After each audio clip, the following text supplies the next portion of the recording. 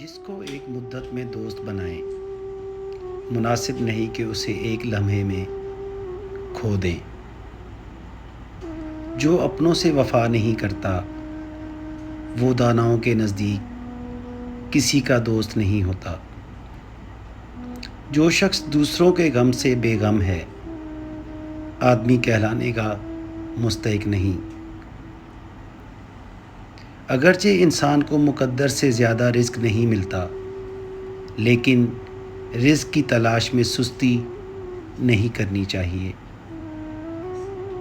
اپنے حصے کا کام کیے بغیر دعا پر بھروسہ کرنا حماقت ہے، اور اپنی محنت پر بھروسہ کر کے دعا سے گریز کرنا تکبر ہے۔ اچھی عادت کی مالک نیک اور پارسا عورت کسی فقیر کے گھر میں بھی ہو تو اسے بھی بادشاہ بنا دیتی ہے۔